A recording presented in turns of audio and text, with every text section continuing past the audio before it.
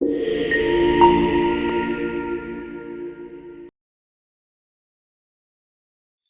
வாரம் ஒரு ஆங்கில புத்தகத்துக்கான அறிமுக பகுதியை வாசித்துக் கொண்டிருந்தேன். அந்த அறிமுக பகுதி எழுதியிருந்த ஒருவர் ஒரு முக்கியமான விஷயத்தை அந்த முன்னுரையிலேயே குறிப்பிட்டிருந்தார். அதை நான் பார்த்து ரொம்ப யோசிக்க வேண்டியது, ரொம்ப சிந்திக்க வைத்த வார்த்தைகள் இது. அந்த வார்த்தைகளை நான் உங்களுக்கு இப்போ சொல்லுகிறேன், நீங்க அதை கொஞ்சம் கேளுங்க. அது எவ்வளவு அவசியமானதுங்கிறது புரியும்.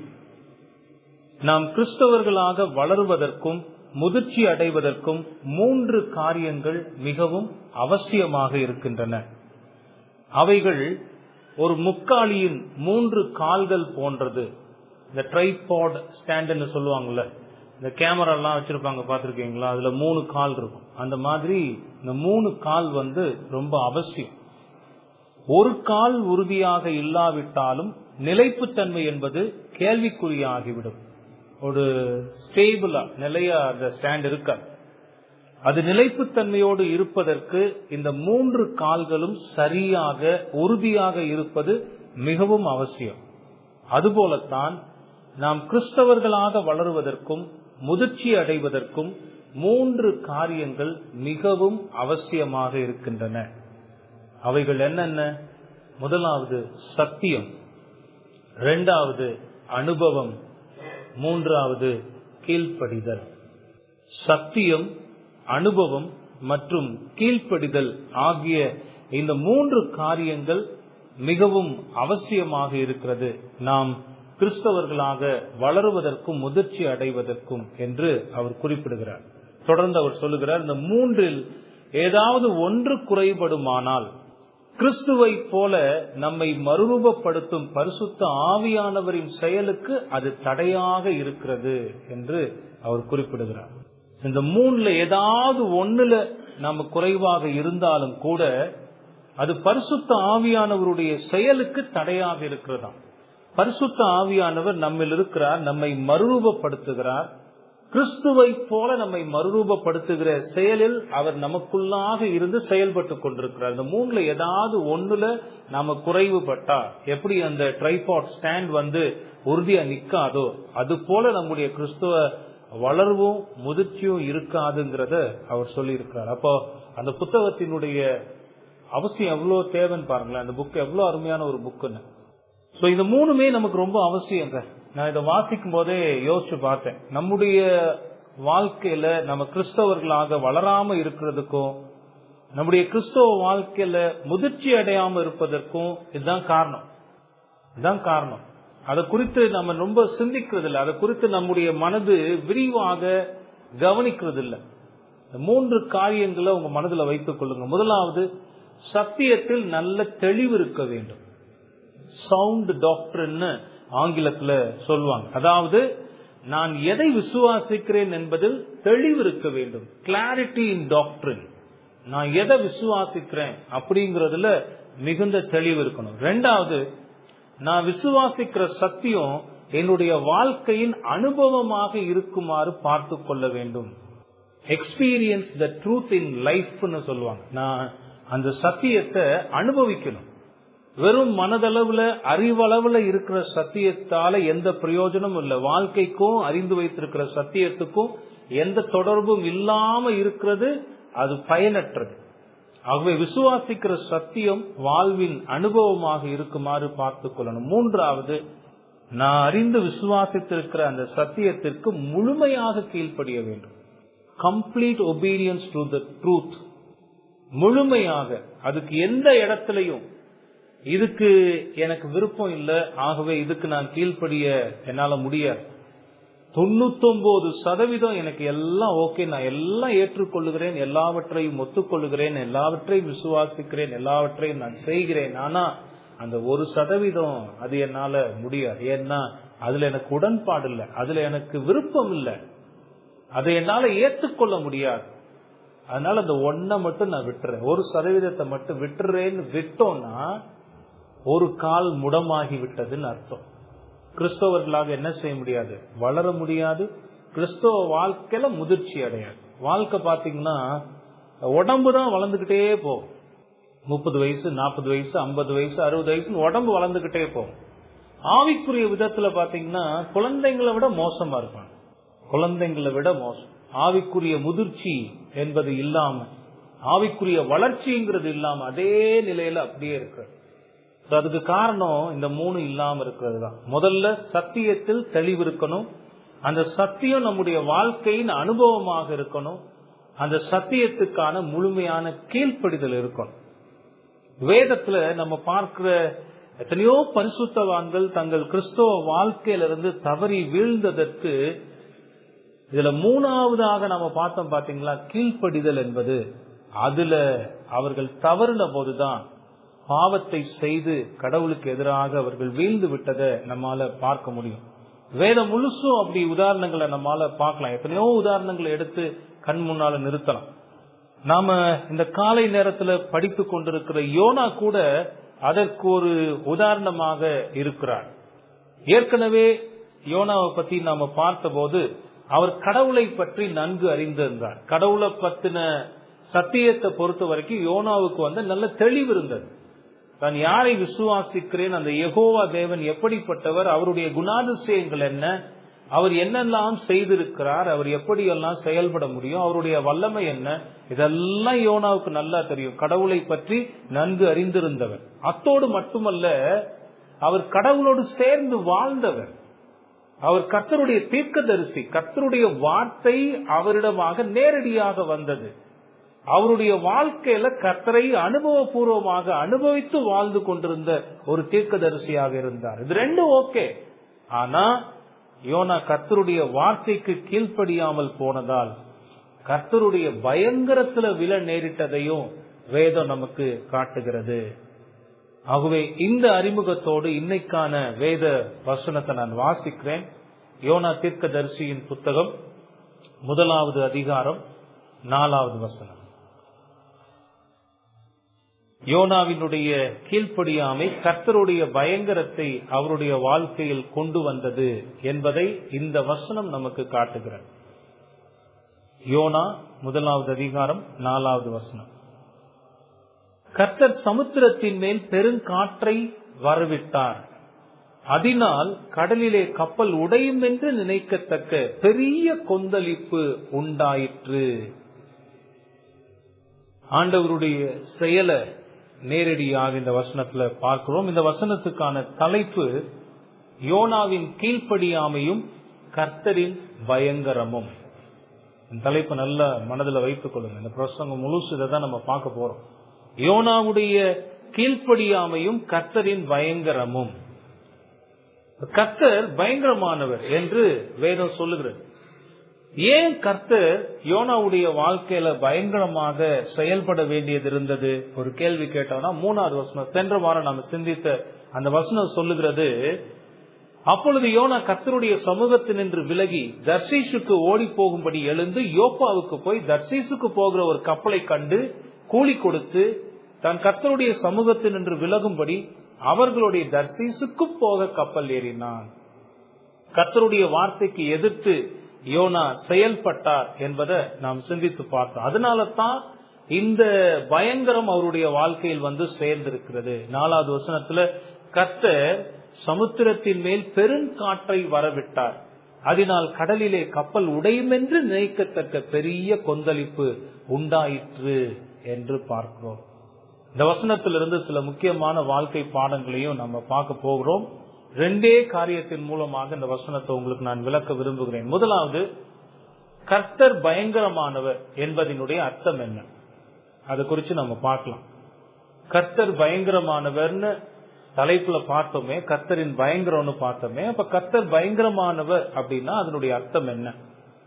2வது நம்ம பார்க்க போறோம், யோனாவுடைய வாழ்க்கையில கர்த்தருடைய பயங்கரம் செயல்பட்ட விதம், எப்படி தன்னுடைய பயங்கரத்தை யோனாவினுடைய வாழ்க்கையில் அவர் வெளிப்படுத்தினார் என்பதை குறித்து நாம் சிந்திக்க போகிறோம். முதலாவது குறிப்பை பார்க்கலாம். கர்த்தர் பயங்கரமானவர் என்பதனுடைய அர்த்தம் என்ன? கடவுளை குறித்து வேதத்துல நம்ம வாசித்து பார்க்கிற போது அவர் அன்புள்ளவர், இரக்கமுள்ளவர், கிருபையுள்ளவர், நீடிய சாந்தம் உள்ளவர், அவர் மிகுந்த தயவுள்ளவர், இதெல்லாம் அவருடைய குணாதிசயங்களாக வேதம் நமக்கு காட்டுகிற அதே நேரத்துல கடவுளுடைய மற்ற குணாதிசயங்களை அது விளக்குகிறது. அது கர்த்தர் எரிச்சல் உள்ளவர், அவர் எரிச்சல் உள்ள தேவனாக இருக்கிறார். அது மட்டும் இல்ல, பல இடங்கள்ல வாசிக்கலாம் அவர் பயங்கரமானவர், கர்த்தர் பயங்கரமானவர் என்பதையும் வேதம் நமக்கு சொல்லுகிறது.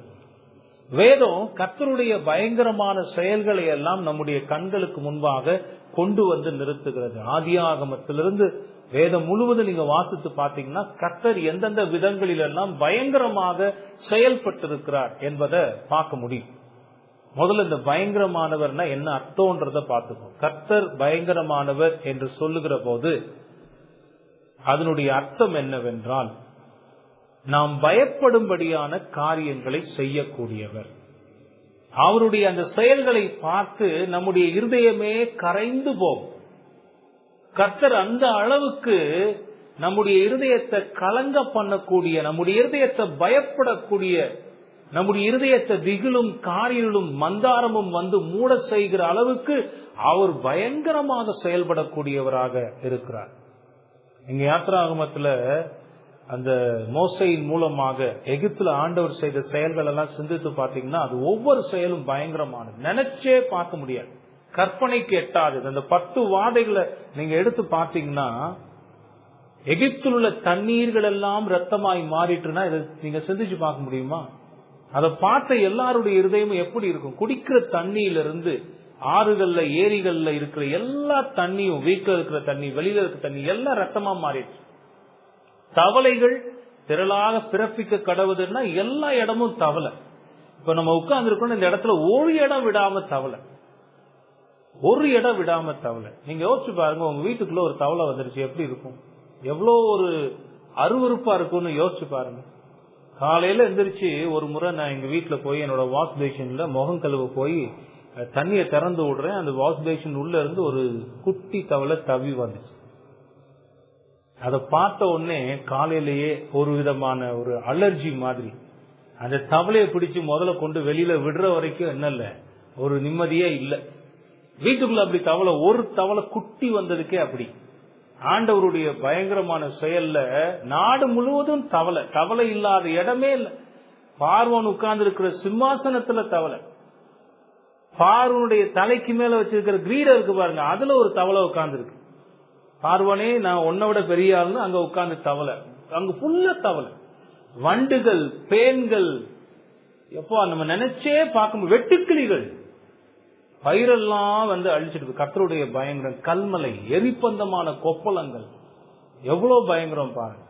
அது மட்டும் இல்ல, அவர் இஸ்ரேல் ஜனங்களை வனாந்தரத்துல நடத்தி வரும்போது அவர் எவ்வளவு பயங்கரமான காரியங்கள் எல்லாம் செய்திருக்கிறார். செங்கடல்ல 2 பிளந்த அந்த தேவன், அது எவ்வளவு பயங்கரமான செயல் நீங்க யோசிச்சு பாருங்க. இஸ்ரவேல் ஜனங்களுக்கு அது மிகப்பெரிய பாதுகாப்பு. அந்த கடல் பிரிந்து 2 சுவரை போல் நின்றது. 2 பக்கமும் போய் மீனெல்லாம் பார்த்துட்டு போயிருக்கிறான் இவனுக்கெல்லாம். எகிப்தின் சேனையும் பார்வோனும் இவர்களை அழிக்க கடலுக்கு வந்த போது வர்ற வரைக்கும் விட்டுருவார் ஆண்டவர். நீ வா, யோனாவுக்கு பாப்போம், இப்போ நீ வா, விட்டுருவார். கடல்ல இறங்கும் போதே ஆண்டவர் என்ன செய்யறது இல்ல, இஸ்ரவேல் ஜனங்கள் ஏறினோடனே கடலை மூடுறது இல்ல. கர்த்தர் எவ்வளவு பயங்கரமானவர்ங்கிறத பிரஜாதி மனிதர்களும் அறிந்து கொள்ளும்படியாக இதுவரைக்கும் 10 வாதையை பார்த்துட்டான். கடைசியில தன்னுடைய தலைச்சன் பிள்ளைகள் எல்லாம் செத்து போனதை பார்த்துட்டான். இருந்தாலும் வெறி கொண்டு வர்றான். யார? இஸ்ரவேல் ஜனங்களை அழிப்பதற்கு. ஆண்டவர் எங்க வச்சு அவங்கள மடக்குனார் தெரியுமா? சமுத்திரத்துக்கு நடுவுல வரைக்கும் வா வா. அவ்வளோ நேரம் ஜலம் குவிந்திருந்த ஜலம் ஒன்னா வந்து மூடுச்சுன்னா அந்த பயங்கரம் எப்படி இருக்கும் நீங்க யோசிச்சு பாருங்க. உங்களால கற்பனை செஞ்சு பார்க்க முடியுமா? அது எவ்வளவு உயரத்துக்கு இருந்ததோ. சுனாமி வந்துச்சுல்ல 2004, அந்த வீடியோ எல்லாம் நீங்க பாத்துருக்கீங்களா? இப்போ பார்த்தாலும் நெஞ்சு ஒரு நிமிஷம் நிக்கும், அவ்வளவு பயமா இருக்கும். திருவள்ளுவர் சிலை 133 அடியா அவ்வளவு உயரத்துக்கு சிலை கட்டி வச்சிருக்கிறா. ஒரு பெரிய பாறைக்கு மேல ஒரு அலை வந்து அதுல மோதி திருவள்ளுவர் குடுமி வரைக்கும் எந்திரிக்குது அந்த அலை, அவ்வளவு உயரமா. நீங்க யோசிச்சு பாருங்க, அதை நேரா பார்த்து அந்த சுனாமி பேரழி அலைகளால அடித்து கொண்டு போகப்பட்ட அந்த மனிதர்களுடைய இருதயத்தில் இருந்த பயங்கரம் எப்படி இருந்த பயம் எப்படி இருந்திருக்கும் நீங்க யோசிச்சு பாருங்க. அப்படிப்பட்ட பயங்கரமான செயல்களை செய்கிறவர்.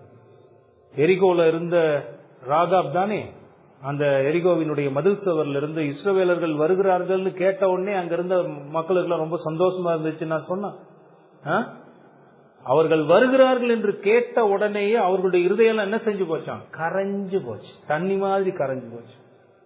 இத்தனை லட்சம் ஜனம் எவ்வளவு பயங்கரமா வர்ற வழியில எல்லாம் மக்களை அழித்து கொண்டு வருகிறார்கள் என்கிற ஒரு பயம் எல்லாத்துக்கு மேல. அவங்க இந்த ஜனங்களை கண்டு பயப்படல, இந்த ஜனங்களை வழி நடத்தி கூட இருந்த அந்த தேவனை குறித்த பயம் அவங்களுடைய இருதயத்துல வந்துச்சு. ஏன்னா கர்த்தர் அவ்வளவு பயங்கரமான செயல்களை செய்தவர், நம்ம நினைச்சே பார்க்க முடியாது. தாத்தாது, கோராது, அபிராம் இவங்களெல்லாம் பாத்தீங்கன்னா பூமி பிளந்து அவர்களை மூடி போட்டு கர்த்தருடைய தூதனை அனுப்பி கர்த்தர் சங்காரம் செய்ய சொன்னா அது எவ்வளவு பயங்கரமான சங்காரம்.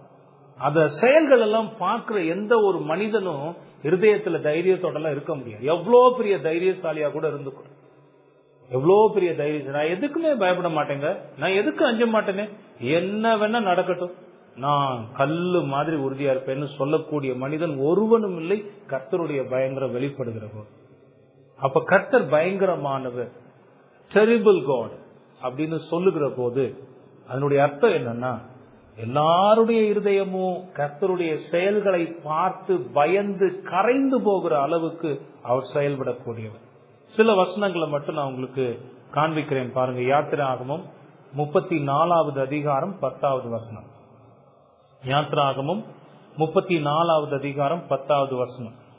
அதற்கு அவர், இதோ நான் ஒரு உடன்படிக்கை பண்ணுகிறேன், பூமி எங்கும் எந்த ஜாதிகளிடத்திலும் செய்யப்படாத அதிசயங்களை உன் ஜனங்கள் எல்லாருக்கும் முன்பாகவும் செய்வேன். உன்னோட கூட இருக்கிற ஜனங்கள் எல்லாரும் கர்த்தருடைய செய்கையை காண்பார்கள். உன்னோடே கூட இருந்து நான் செய்யும் காரியம் பயங்கரமாயிருக்கும் என்று ஆண்டவர் அங்கு சொல்லுகிறார். கர்த்தர் தாம் சொன்னபடியே இஸ்ரவேல் மக்களுடைய கண்களுக்கு முன்பாகவும் இந்த உலகத்துல இருக்கிற எல்லா புறஜாதியான மக்களுடைய கண்களுக்கு முன்பாகவும் தான் ஒருவரே தேவன் என்பதையும் அவர் சர்வத்தையும் ஆளுகிறவர் என்பதையும் அவர்கள் பார்த்து அறியும்படிக்கு அவர் பயங்கரமான செயல்களை செய்திருக்கிறார். கர்த்தருடைய பயங்கரமான செயல்களுக்கு வேதமே சாட்சியாக இருக்கிறது. இஸ்ரவேல் ஜனங்கள் கானானுக்கு போவதற்கு முன்பதாக கர்த்தர் மோசையின் மூலமாக அவர்களுக்கு சொன்ன வார்த்தைகளை கவனிங்க. ஏன்னா கானான் தேசத்துக்குள்ள போக போறாங்க. கானான் தேசத்துல இருக்கிற அது ஒரு மலை தேசம்.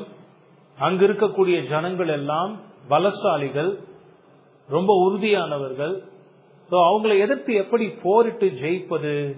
ஆண்டவர் அந்த ஜனங்களை பார்த்து சொல்லுகிறார் பாருங்க. உபாகமத்தின் புத்தகம் 7வது அதிகாரம் 17 21 வசனங்கள். உபாகமம் 7வது அதிகாரம் 17 21 வசனங்கள்ல அந்த ஜாதிகள் என்னிலும் ஜனம் பெருத்தவைகள், நான் அவர்களை துரத்தி விடுவது எப்படி என்று உன் இருதயத்தில் சொல்லிக் கொண்டாயானால் உன் தேவனாகிய கர்த்தர் பார்வோனுக்கும் எகிப்தியர் யாவருக்கும் செய்ததையும் உன் கண்கள் கண்ட பெரிய சோதனைகளையும் அடையாளங்களையும் அற்புதங்களையும் உன் தேவனாகிய கர்த்தர் உன்னை புறப்பட பண்ணி காண்பித்த பலத்த கையையும் ஓங்கிய புயத்தையும் நன்றாய் நினைத்து அவர்களுக்கு பயப்படாதிரு. நீ பார்த்து பயப்படுகிற எல்லா ஜாதிகளுக்கும் உன் தேவனாகிய கர்த்தர் அப்படியே செய்வார்.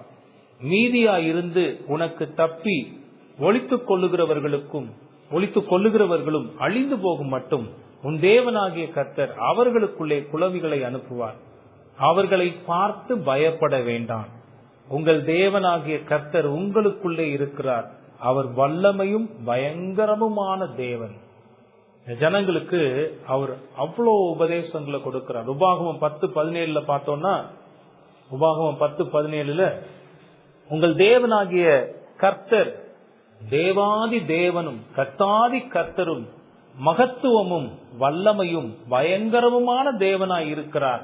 அவர் பட்சபாதம் பண்ணுகிறவரும் அல்ல, பரிதானம் வாங்குகிறவரும் அல்ல என்று சொல்லுகிறார். தேவாதி தேவனும் கர்த்தாதி கர்த்தரும் மகத்துவமும் வல்லமையும் பயங்கரமுமான தேவன். அதான் ஆண்டவருடைய குணாதிசயம். நீ எவ்வளோ வசனங்களால காண்பிக்க முடியும். இந்த வசனங்கள் எல்லாம் நமக்கு சொல்லுகிறது என்ன? நம்முடைய தேவன் அவர் பயங்கரமானவர். எல்லாருடைய இருதயத்திலும் அவருடைய செயல்கள் மூலமாக தமக்கு பயப்படும்படியான பயத்தை கொண்டு வருகிற தேவன்.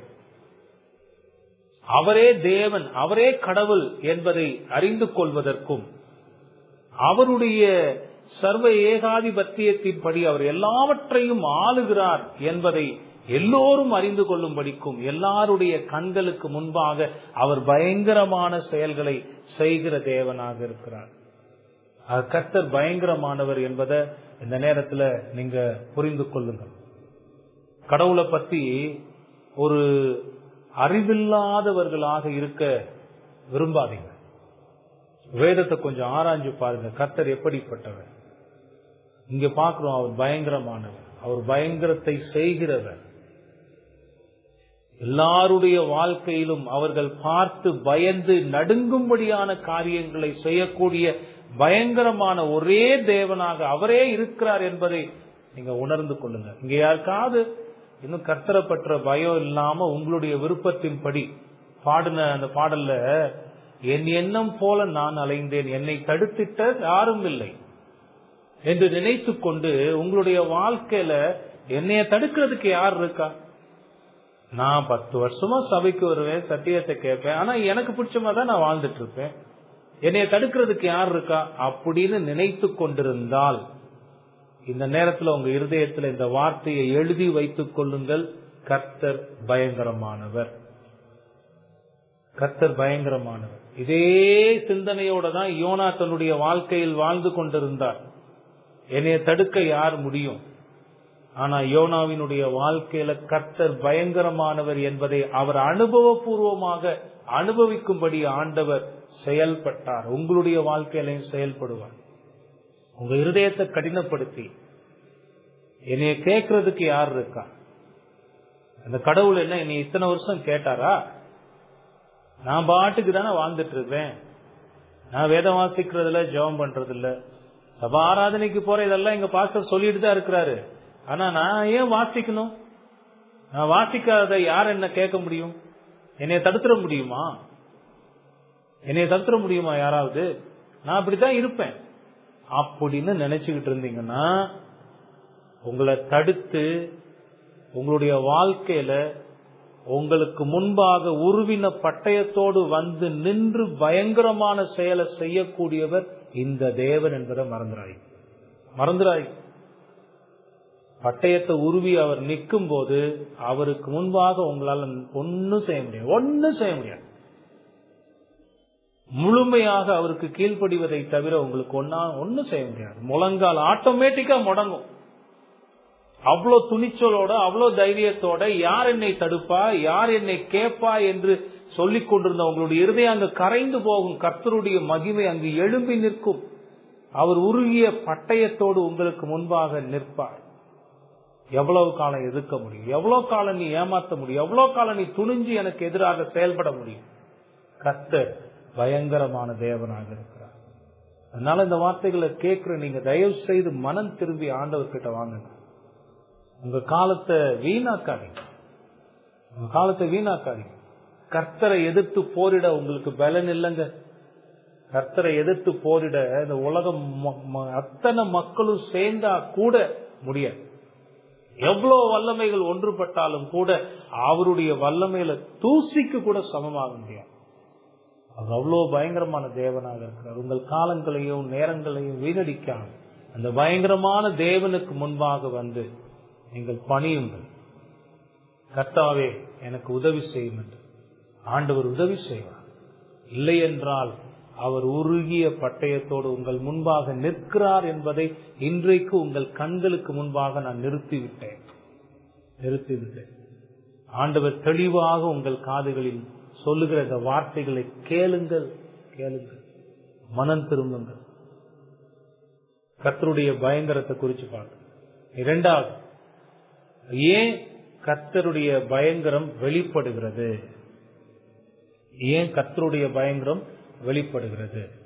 நான் ஏற்கனவே சொன்ன மாதிரி இந்த உலகத்தில் இருக்கக்கூடிய அத்தனை மனிதர்களும் அவர் ஒருவரே தேவன் என்பதை அறிந்து கொள்ளும்படியாக அவர் பயங்கரமான செயல்களை செய்கிறவராக இருக்கிறார். தம்முடைய ஜனங்களின் கண்களுக்கு முன்பாகவும் இந்த உலகத்து மக்களுடைய கண்களுக்கு முன்பாகவும் அவர் பயங்கரமான செயல்களை செய்யக்கூடிய தேவனாக இருக்கிறார். ஆனா இன்னைக்கு நம்ம பார்த்துட்டு இருக்கிற இந்த வசனத்திலையும் யோனாவுடைய வாழ்க்கையில கர்த்தருடைய பயங்கரம் செயல்பட்டதுன்னு பார்க்கிறோமே. கர்த்தருடைய வார்த்தைக்கு கீழ்ப்படியாமல் போகிற போது கர்த்தருடைய பயங்கரத்தை யாராயிருந்தாலும் அனுபவிச்சுதான் ஆகணும். நான் கர்த்தருடைய பிள்ளை, அதனால் கர்த்தருக்கு எதிராக நான் பாவங்களை செய்கிற போது கர்த்தர் என்னை ஒன்றும் செய்ய மாட்டார் அப்படின்னு நினைக்க முடியாது. நினைக்காதீங்க. யாராவது அப்படி தப்பா உங்களுக்கு சொல்லி கொடுத்தாலும் அது பிசாசின் வஞ்சனை. நீங்க கர்த்தருடைய பிள்ளைகளாய் இருந்தாலும் அவருக்கு எதிராக அவருடைய வார்த்தைக்கு கீழ்ப்படியாமல் வாழ்கிற போது அவர்களுடைய பயங்கரம், கர்த்தருடைய பயங்கரம் உங்க வாழ்க்கையில வந்தே சேரும். அதுக்கு ஒருத்தரும் தப்ப முடியாது. அவருடைய விசாரணையின் நாள் என்று அவர் ஒரு நாளை வைத்திருக்கிறார். அந்த நாள்ல அவர் தன்னுடைய சிங்காசனத்தில் வீற்றிருந்து அவருடைய பிள்ளைகளாக இருந்தாலும் தன்னுடைய வார்த்தைக்கு கீழ்ப்படியாமல் போகிற அவர்களுடைய செயல்களை தன்னுடைய நீதிமன்றத்தில் கொண்டு வந்து விசாரித்து அவர்களுக்கு முன்பாக கர்ஜிக்கிற சிங்கத்தை போல பயங்கரமான தேவனாக இருக்கிறார். இந்த வார்த்தைகளை கேட்கும் போதே உங்க ஆத்துமா கதறும், உங்க இருதயம் உருகும். அவர் கர்ஜிக்கிற சிங்கத்தை போல பயங்கரமானவராக உங்களுடைய வாழ்க்கையில் இருக்கிறார். எங்கேயும் நீங்க சொல்ல முடியாது நான் அவருடைய பிள்ளை, அதனால அவர் என்னை தண்டிக்க மாட்டார். யோனா கர்த்தருடைய பிள்ளை தான். அவருடைய வாழ்க்கையில எப்படி அவருடைய பயங்கரம் செயல்பட்டதுன்றது இந்த வசனம் சொல்லுகிறது. நான் விளக்குகிறேன், கவனி. கர்த்தருடைய பயங்கரம் யோனாவுடைய வாழ்க்கையில செயல்பட்டதுக்கு என்ன தெரியுமா காரணம்? யோனாவுடைய கீழ்ப்படியாமை கர்த்தருடைய பயங்கரத்தை அவனுடைய வாழ்க்கையில் கொண்டு வந்தது. நீங்க கர்த்தருடைய வார்த்தைக்கு கீழ்ப்படியாம இருந்தா இதே விதமான பயங்கரத்தை, திகில, காரிருள கர்த்தருடைய கரத்திலிருந்து உங்க வாழ்க்கையில நீங்க அனுபவிப்பீங்க. மறந்து போவாரு. உங்க இருதயத்தை அப்படியே இல்ல கர்த்தர் அப்படிலாம் செய்ய மாட்டார்னு குழுன்னு வச்சுக்க பாக்காதீங்க. குழுன்னு வச்சுக்க பாக்காதீங்க. அது ரொம்ப ஆபத்து. ஒரு நாள் கர்த்தர் தீவிரித்து செயல்படுவார், பயங்கரமாக செயல்படுவார். அந்த நாள்ல உங்களால ஒன்னும் செய்ய முடியும். திக்கற்றவர்கள் ஆகி விடுவீர்கள், உதவியற்றவர்கள் ஆகி விடுவீர்கள். கர்த்தருடைய செயல் அவ்வளவு பயங்கரமாக இருக்கும். இங்க யோனாவுடைய வாழ்க்கையில பாருங்க, கர்த்தருடைய பயங்கரம் எப்படி வந்தது.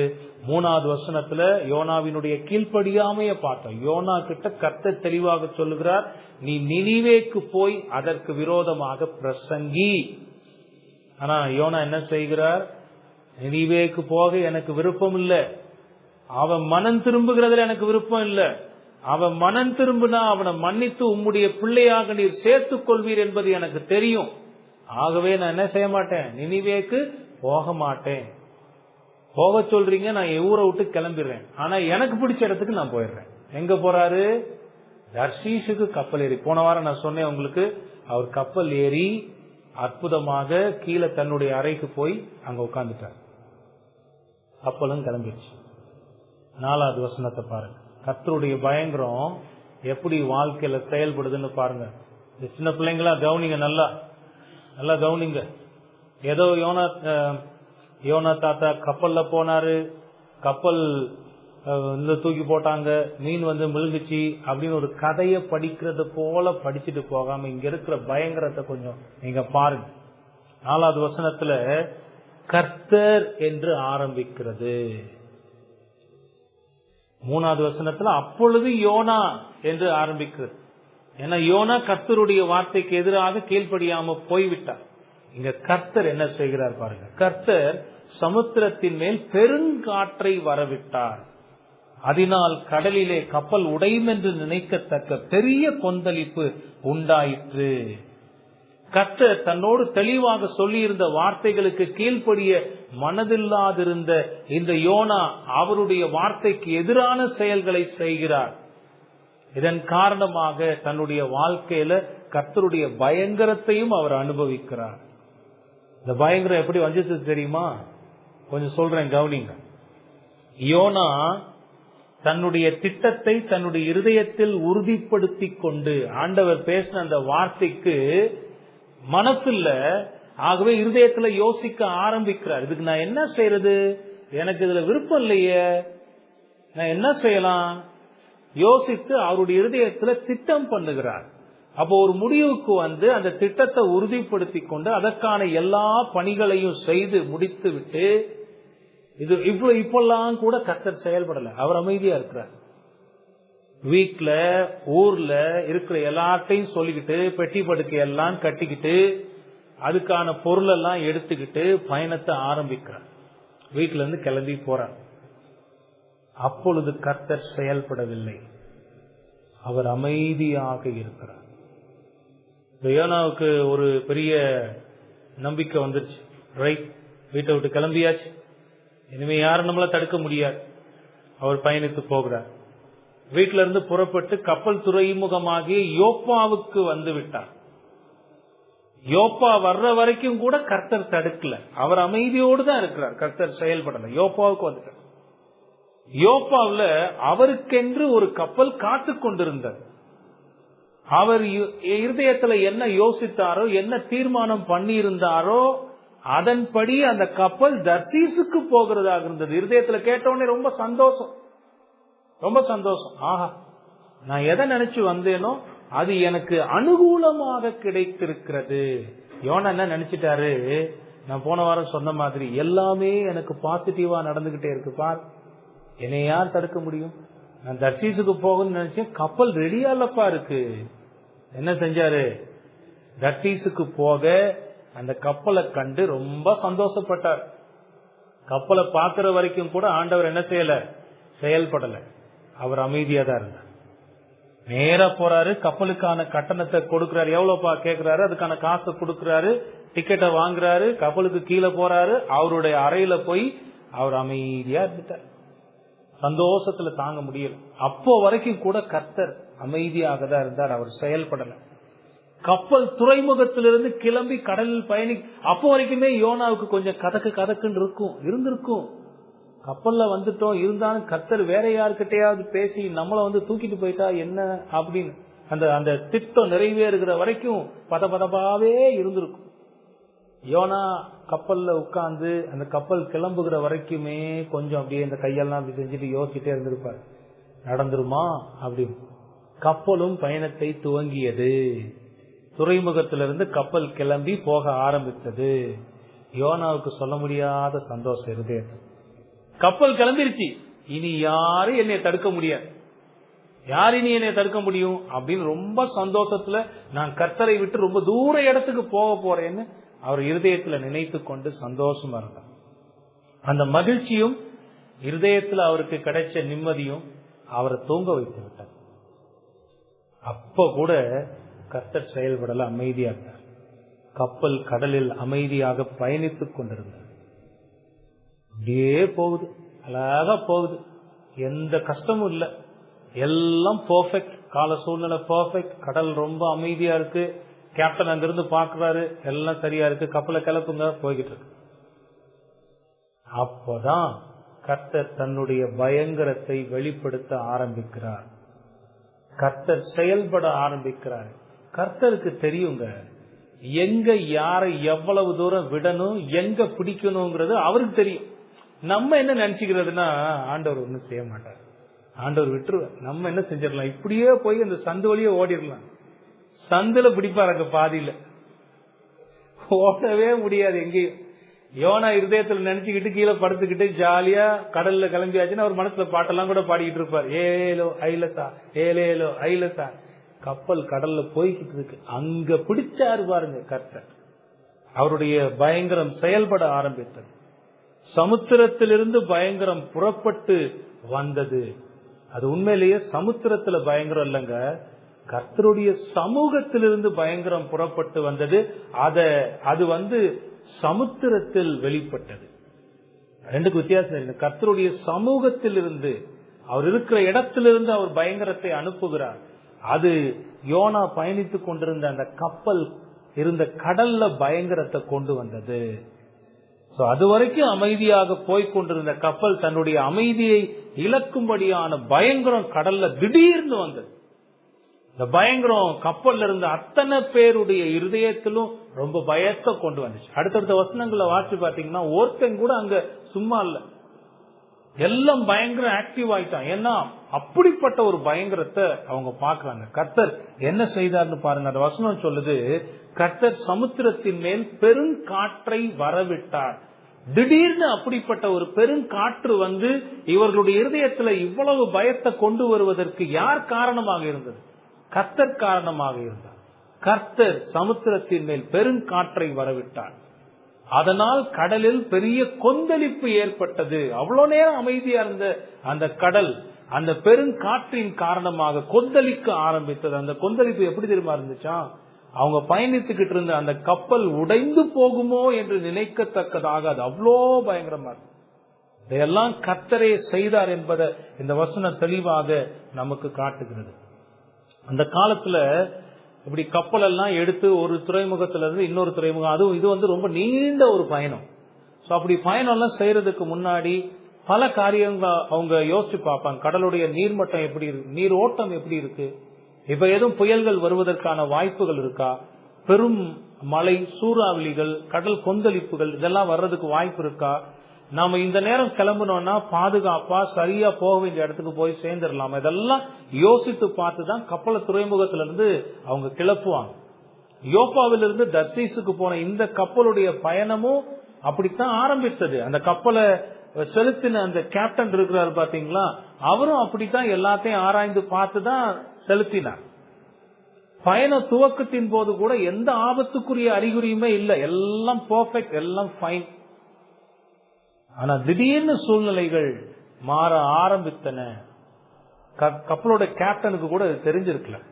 ஆரம்பத்துல ஒருவேளை இந்த அறிகுறிகளை பார்த்திருந்தானா கப்பலை என்ன செஞ்சிருந்திருப்பான், கிளப்பி இருந்திருக்க மாட்டான், துறைமுகத்திலே வச்சிருந்திருப்பான். ஆனா கர்த்தர் எங்க வச்சு பிடிக்கிறார் பாருங்க, கப்பல் கடலில் போய்கொண்டிருக்கிற போது. இதெல்லாம் பார்த்து ஆரம்பத்துல காற்று கொஞ்சம் அடிக்க ஆரம்பிக்கும் போதே அந்த கப்பலுடைய கேப்டன் மனசுல யோசிச்சிருப்பான், ஏதோ தவறா நடக்க போகிறது என்பதை அவன் நினைத்து சுதாரிப்பதற்குள்ளாக, சொல்லுவோம்ல, நான் கண்ணு மூடி திறக்கிறதுக்குள்ள என்னென்னமோ நடந்துருச்சுப்பா என் வாழ்க்கையில, நான் திரும்பி பார்த்தா அது இப்போவும் எனக்கு அவ்வளவு பயத்தை கொடுக்கக்கூடிய, நான் கண்ணை மூடி திறக்கிறதுக்குள்ள கேப்டன் பார்த்து ஏதோ நடக்க போகுதுன்னு நினைக்கிறதுக்குள்ள திடீர்னு மிக வேகமாக மோசமாக சூழ்நிலைகள் மாறத் தொடங்கியது. பெருங்காற்று வீச துவங்கியது. கடல்ல பெரிய பெரிய அலைகள் எழும்ப ஆரம்பித்தன. அமைதியாக இருந்த கடல் பயங்கர ஆக்ரோஷமாக மாறிவிட்டது. நேரம் செல்ல செல்ல அதனுடைய தீவிரம் இன்னும் அதிகரித்துக் கொண்டே இருந்தது. கடல் மும்முரமாக கொந்தளித்துக் கொண்டே இருந்தது.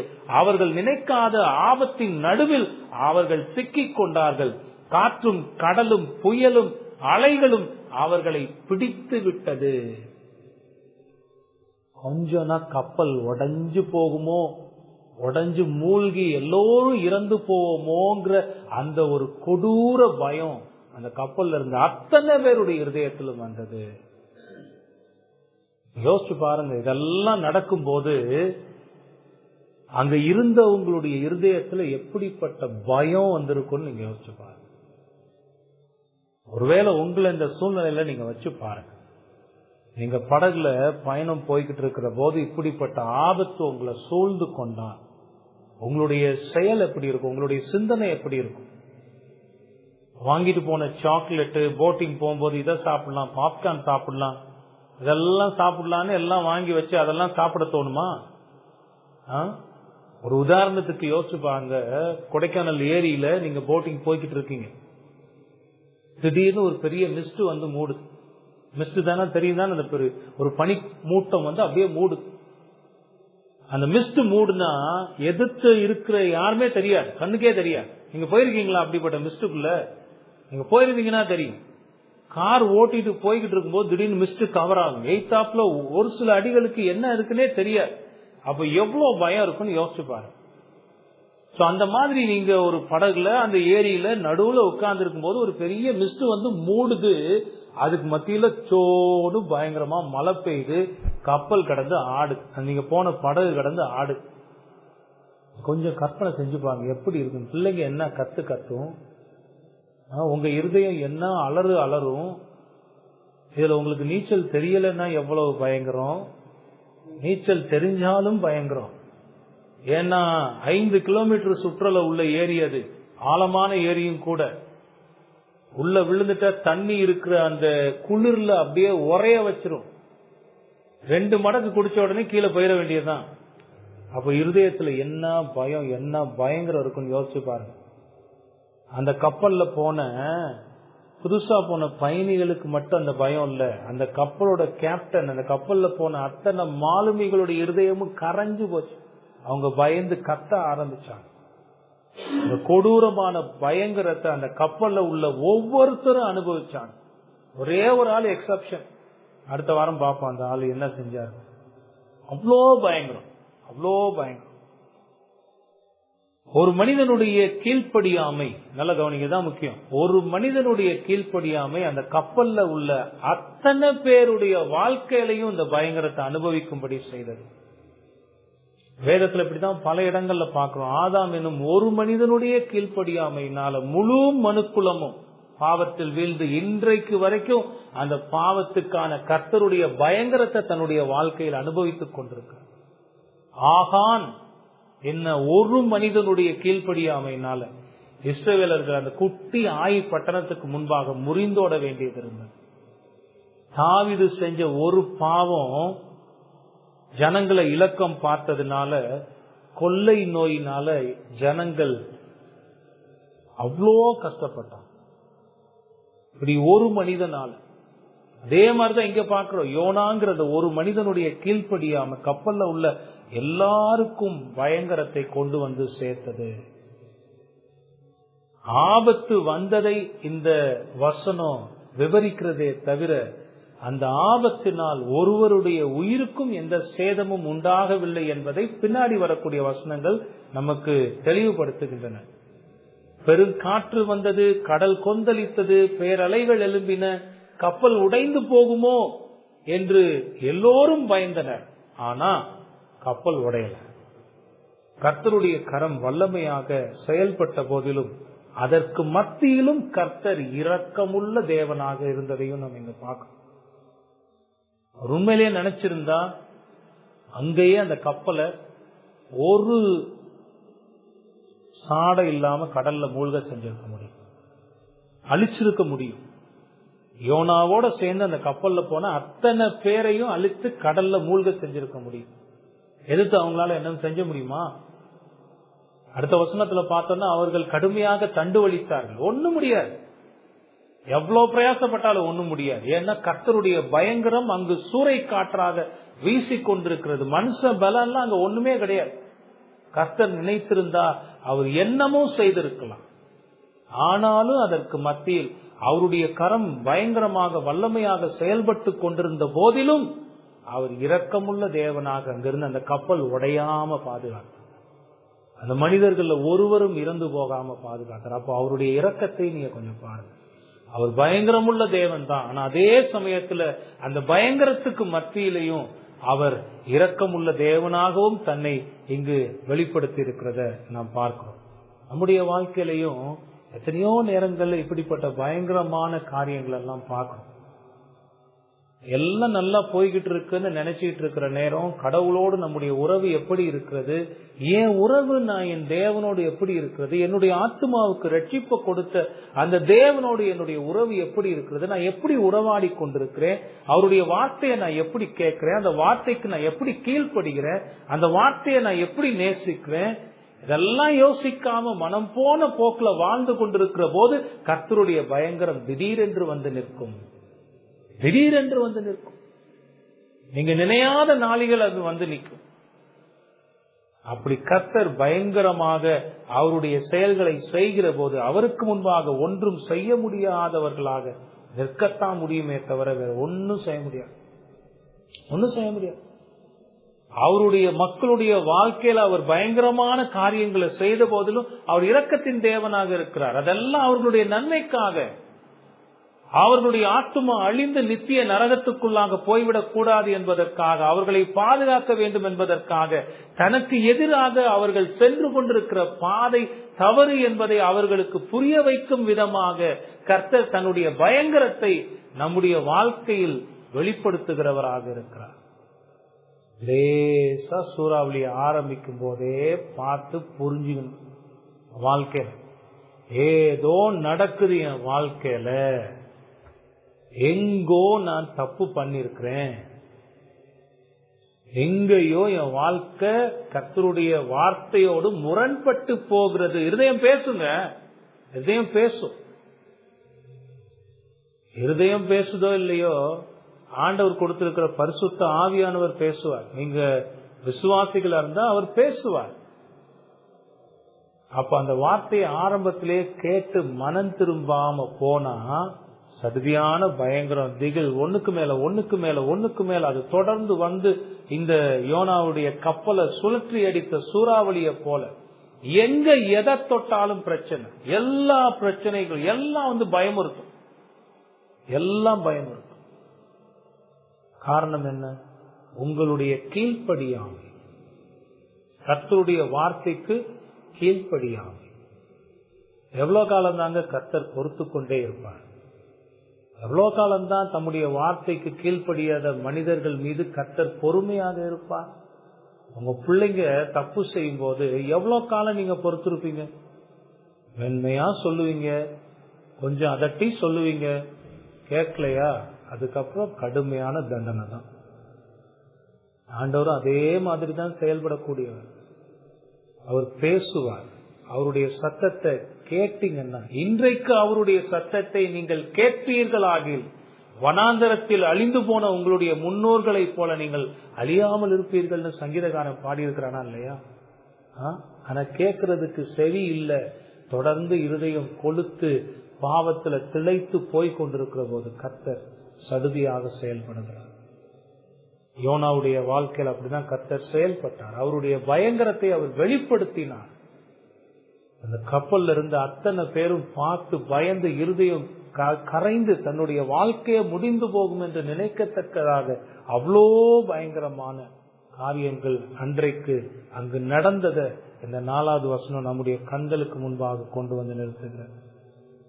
அதுல இருந்து 4 பயன்பாடுகளை உங்களுக்கு முன்பாக வைத்து இந்த செய்தியை நான் முடிக்கிறேன்.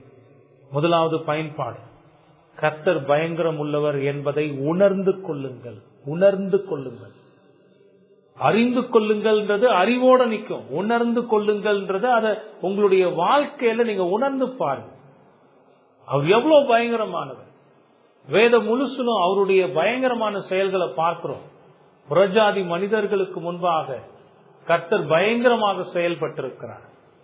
அவருடைய மக்களுடைய வாழ்க்கையில அவர் பயங்கரமான செயல்களை செய்திருக்கிறார். யோனாவுடைய வாழ்க்கையில அவர் செய்த இந்த பயங்கரமான செயல் அது மிகுந்த பயங்கரமானது. அவர் பயங்கரமானவர்.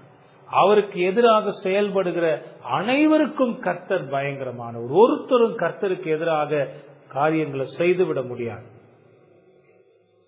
அதே சமயத்துல அவருடைய மக்களுடைய வாழ்க்கையில அவர் பயங்கரமானவராக இருந்த போதிலும் அவர் அவர்களை பாதுகாக்கிறவராக, நன்மைக்கு ஏதுவாக அதை அனுமதித்து தன்னை விட்டு ஓடி போன தன்னுடைய பிள்ளையை தன்னிடத்தில் சேர்க்கும்படியான காரியங்களை செய்கிற பயங்கரம் உள்ள தேவனாக இருக்கிறார்.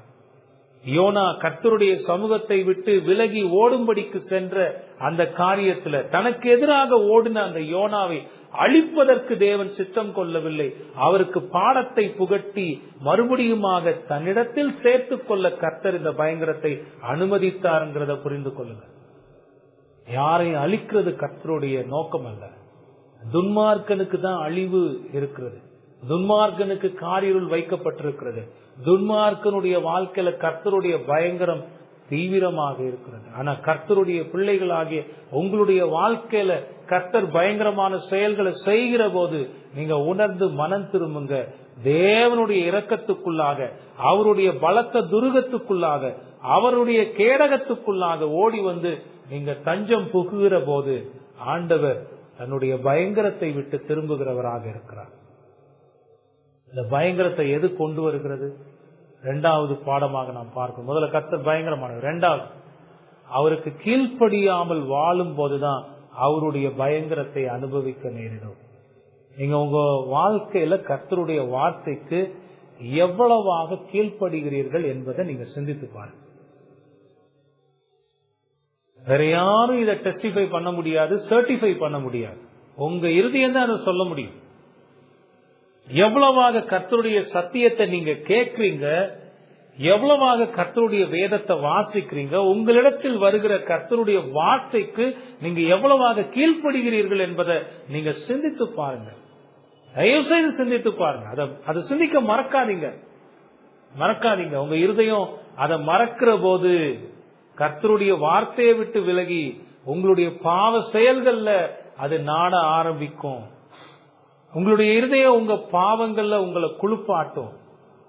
நீங்க ரொம்ப சந்தோஷத்தோட இன்பத்தை அனுபவித்து உங்களுடைய வாழ்க்கைய உங்களுடைய வழிகள்ல உங்களுடைய இன்பத்துல உங்களுடைய சந்தோஷத்துல திளைத்து கொண்டிருக்கிற போது கர்த்தர் உருகிய பட்டயத்தோடு உங்களுக்கு முன்பாக பயங்கரமாக வந்து நிற்பார்.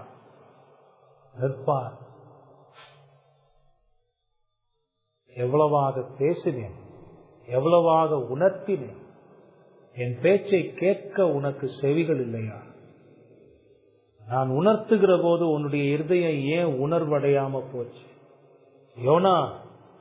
யோனா உன்கிட்ட எவ்வளவு நேரம் நான் பேசினேன், நீ கப்பலுக்கு போகும்போது நான் பேசவில்லையா? இதை குறித்து நீ யோசிக்கும் போது உன்னோடு நான் பேசவில்லையா? வழிநெடுக நீ யோப்பாவுக்கு போகிற வழிகளிலெல்லாம் நான் பேசவில்லையா? கப்பலை கண்டு கூலி கொடுத்தாயே, அப்ப நான் பேசலையா? கப்பலுக்குள்ள ஏறும்போது என்னுடைய வார்த்தை உன் இருதயத்தில் பேசவில்லையா? கப்பல்ல போய் நீ படுக்க போட்டு படுத்திய யோனா, அப்ப நான் பேசலையா? எவ்வளவாக நான் உன்னோடு பேசினேன்.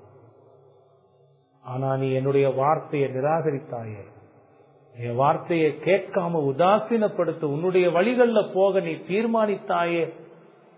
உன்னுடைய சித்தமும் உன்னுடைய விருப்பமும் உன்னுடைய எண்ணமும் உனக்கு பெரிதாக போய்விட்டதே. யோனா, நான் என்ன செய்வேன்? நீ பாடம் கற்க வேண்டும். என்னுடைய பயங்கரத்தை உன்னுடைய வாழ்க்கையில் நீ பார்க்க வேண்டும்.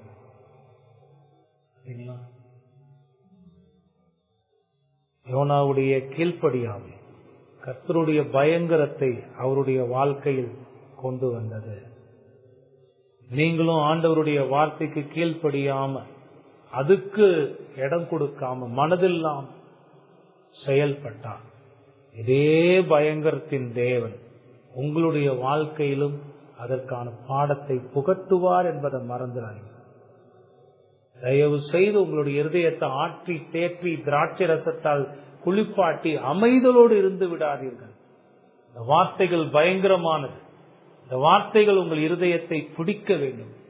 இந்த வார்த்தைகள் உங்கள் இருதயத்திற்கு பயத்தை கொண்டு வர வேண்டும். இருக்கிற சிறு பிள்ளைகள்ல இருந்து பெரியவர்கள் வரைக்கும் இந்த வார்த்தைகள் உங்களுடைய இருதயத்துல ஒரு பயங்கரத்தை கொண்டு வரும். நானும் இதே விதமாக கர்த்தருடைய வார்த்தையை அசட்டை பண்ணி அதுக்கு கீழ்ப்படியாம போனா இதே விதத்துல கர்த்தர் என்னுடைய வாழ்க்கையில் பயங்கரமாக செயல்படுவாரே. அப்படியே கொஞ்சம் உங்க வாழ்க்கையை திரும்பி பாருங்க. உட்கார்ந்து இருக்கிற ஒவ்வொருத்தரும் உங்க வாழ்க்கையை திரும்பி பாருங்க. எத்தனையோ பயங்கரமான காரியங்களை நீங்க கடந்து வந்திருப்பீங்க. ஆனா அந்த பயங்கரத்தின் மத்தியில் கர்த்தர் உங்களை அழித்து விடவில்லை என்பதை நீங்க இந்த நேரத்துல உணருங்க. மரணம் வரைக்கும் கொண்டு போனாலும் மரணம் உங்களை மேற்கொள்ளாதபடி கர்த்தர் பாதுகாக்க.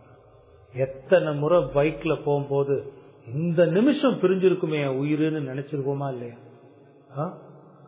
எதிரில் வர்ற அந்த வண்டி வேகமா வந்து என் மேலதான் மோத போகுதேன்னு நினைச்சு பயந்து இருக்கிற நேரம் அங்க கிட்ட வந்து அது விளையும்.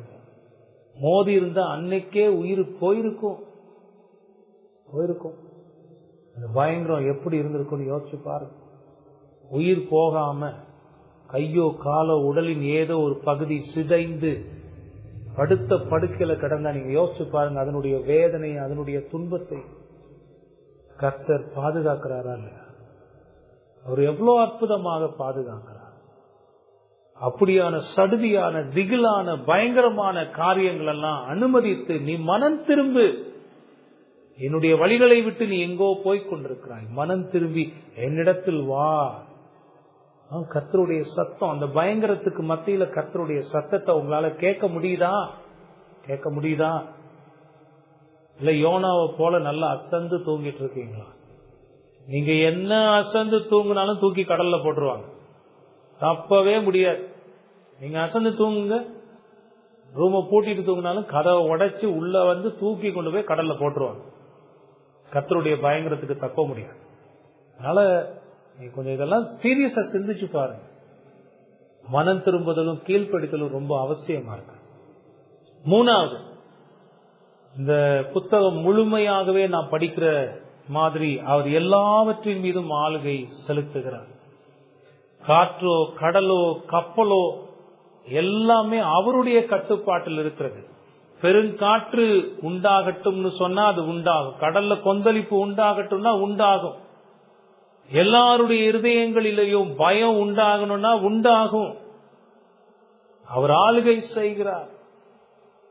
அவருடைய ஆளுகைக்கு மிஞ்சி ஒன்னும் செய்ய முடியாது. எல்லாம் அவருடைய கட்டுப்பாட்டில் இருக்கிறது. நீங்க நினைக்காதீங்க இது ஒரு பெரிய ஒரு இல்யூஷன். கிறிஸ்தவர்களுடைய வாழ்க்கையில இது ஒரு பெரிய இல்யூஷன். இல்யூஷன் மாயை. எல்லாத்தையும் நான் தான் வச்சிருக்கிறேன், எல்லாத்தையும் நான் தான் நடத்துறேன், எல்லாத்தையும் நான் தான் கட்டுப்படுத்துறேன். நீங்க பாருங்க, இவ்வளவு பொறுப்பா நான் இதெல்லாம் செய்யறதுனாலதான் இதெல்லாம் போகுது சொல்லுவாங்கல்ல. மண்ணாங்கட்டி மண்ணாங்கட்டி. என்னைக்கு இதெல்லாம் நான் தான் செய்யறேன், நான் தான் பாத்துக்கிறேன், இதெல்லாம் அங்கேயே வந்துருச்சுன்னு அர்த்தம். பெருமை. God is in control. எல்லாவற்றையும் தன்னுடைய கட்டுப்பாட்டுக்குள் வைத்திருக்கிறவர் தேவன். சிறு பூச்சியை தன்னுடைய கட்டுப்பாட்டில் வைத்திருக்கிறவர் தேவன். இந்த புத்தகம் கற்றுத்தருகிறது. ஆமனுக்கு செடியை அரிக்கணும்னா அது அரிக்கும். பெரிய மீனை தன்னுடைய கட்டுப்பாட்டில் வைத்திருக்கிறவர் தேவன். யோனாவை முழுங்கும்படிக்கு கர்த்தர் ஒரு மீனை ஆயத்தப்படுத்தி இருந்தார். தூக்கி போடுற இடத்துல மீன் ரெடியா இருக்கும், டயத்துக்கு இருக்கும். அது கர்த்தருடைய கட்டுப்பாடு. மீன் ஐயா கொஞ்சம் இந்த கப்பலுக்கு இந்த பக்கம் வர்றேன், அந்த பக்கம் வரக்கூடாது, நீ இங்கதான் நிக்கணும். யோனாவை இங்கதான் போடுவாங்க. போட்ட உடனே நீ என்ன செய்யணும்? முழுங்கல். God is in control. அவர் சொல்றாரு, இப்ப நீ யோனாவை கொண்டு போய் கரையில கக்கு. யோனாவுக்கு ஒரு சேதம் இல்ல. யோனாவை கொண்டு போய் கக்க ஆண்டவர் எங்க சொன்னாரோ அங்க கொண்டு போய் மீன் கக்கும். காற்று, கடல், கப்பல், மீன், பூச்சி எல்லாம் கடவுளுடைய ஆளுகைக்குள்ளாக. இது விசுவாசிகளுக்கு எவ்வளவு பெரிய ஆறுதலான செய்தி தெரியுமா? நேரங்கள்ல வாழ்க்கை சூழ்நிலைகள்ல நம்ம துன்பங்களை, வேலை இடத்துல, உலகத்துல, மனிதர்கள்ல, நண்பர்களிடத்துலலாம் பல கஷ்டங்களை அனுபவிக்கிற போது நமக்கு ஆறுதலை தரக்கூடிய ஒரு பெரிய சத்தியம் என்னன்னா, கடவுள் எல்லாவற்றையும் ஆளுகிறார். உன்னையை ஒண்ணு இல்லாம பண்ணிடுவேன் பாத்துக்கோ, உண்டு இல்லைன்னு பண்ணிடுவேன் பாத்துக்கோ. நீ பாட்டுக்கு கத்திட்டு போன்னு வந்துடும். என்ன செஞ்சிடக்கூடாது, அங்க போய் என்னைய பார்த்தா அப்படி பேசுற, இங்க கொதிச்சிடக்கூடாது. ஒண்ணுமே செய்ய முடியாது. கொலைக்கிற நாய் வந்து கடிக்கணும்னா கூட அவருடைய கட்டளை எல்லாம் வந்து கடிக்காது, அது கொலைச்சிக்கிட்டே கிடக்க வேண்டியதுதான். அதனால நீங்க கடவுளை சார்ந்து கொள்ள பழகுங்க. அவரை விசுவாசித்து அவரை சார்ந்து கொள்ளுங்க. ஆண்டவரே எல்லாவற்றையும் ஆளுகிறவர். அப்போஸ்தலர் முதல் அதிகாரத்துல 12வது அப்போஸ்தலனை தெரிவு செய்யணும். அப்ப அவங்க இதேதான் வச்சு ஜெபம் பண்றாங்க. எடுத்து வாசிச்சு பாருங்க. எல்லாருடைய இருதயங்களையும் ஆராய்ந்து அறிந்திருக்கிறவரை, எல்லாவற்றையும் உம்முடைய சித்தத்தின்படி உம்முடைய கட்டுப்பாட்டுக்குள்ளாக கொண்டு நடத்துகிறவரே. வேத முழுசுலையும் அப்படிதான் கடவுளை பார்க்க முடியும். நம்முடைய தேவன் அவ்வளவு பெர்ஃபெக்ட் டைமிங். எல்லாம் டைமிங்ல நடக்கும், எல்லாம் டைமிங்ல நடக்கும். 4வது பயன்பாடு அதுதான். எல்லாவற்றையும் அவருடைய காலத்தில் அவருடைய திட்டத்தின்படி செய்கிறவர். நாம விரும்புறோம், விரும்பல, நமக்கு அதுக்கு பிடிக்குது, பிடிக்கல, இப்ப அதை நான் செய்வேன், செய்ய மாட்டேன், இதெல்லாம் அங்க ஆண்டவருடைய கோட்ல செல்லே அப்படியாக. அவர் நினைத்த காரியத்தை அவருடைய காலத்தில் அவர் திட்டமிட்டபடி செய்வார். அவருக்கு தெரியும் எதை செய்யணும், எப்ப செய்யணும், யோனாவை எங்க வச்சு பிடிக்கணும்னு அவருக்கு தெரியும். நீங்களும் உங்க வாழ்க்கையில ஓடிட்டு இருக்கீங்களா? கடவுள் என்னெல்லாம் ஒன்னும் செய்யலையே, நான் ஜாலியா இருக்கிறேன், பல மாசம் ஆச்சு நான் வேத வாசி போறீங்களா? ஆண்டவர் விட்டுட்டு இருக்கிறார். ஏன்னா அவர் காலம் இன்னும் வரல. அவர் காலத்தை முன்குறித்து வைத்து காத்து கொண்டிருக்கிறார். நான் ஜெபம் பண்ணலையே, ஆனா ஆண்டவர் என்ன ஒன்னும் செய்யலையே.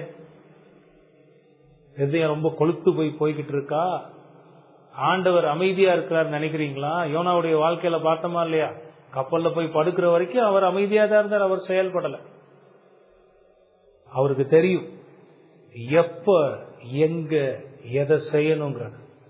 அவருடைய திட்டப்படி அவருடைய காலத்துல அவர் செயல்படுவார். அப்படி அவர் செயல்படுகிற போது அவருடைய திட்டத்தை மீறி ஒருவர் ஒன்றும் செய்துவிட முடியாது. அதை நீங்க நினைச்சுக்கோங்க, அதை மறந்துடாதீங்க. அந்த நேரத்துல நான் ஜெபம் பண்ணுவேன், அந்த நேரத்துல நான் தப்பிச்சிருவேன்னா கூட அந்த பயங்கரத்தினுடைய பயத்தை உங்க இருதயத்துல அனுபவிக்காம தப்பிக்க முடியும். மீனோட வயிற்றுல உட்கார்ந்து 3 நாள் யோனா ஜெபம் பண்ணித்தான் ஆகணும். காரிருள் என்னை சூழ்ந்து கொண்டது, மரண பயம் என்னை பிடித்துக் கொண்டது, கடல் பாசிகள் என் தலைக்கு மேலாக போய்கொண்டிருக்கிறது, நான் எங்க போய்கிட்டு இருக்கேன்னு எனக்கே தெரியலையே கர்த்தாவே, இருள் என்னை சூழ்ந்திருக்கிறது. ஜெபம் பண்ண வைப்பார் ஆண்டவர். ஜெபம் பண்ணாம ஓடுறீங்களா? ஜெபம் பண்ண வைப்பார். வேதம் வாசிக்காம போறீங்களா? வேதம் வாசிக்க வைப்பார். நாம அதை செய்யறது எப்படி?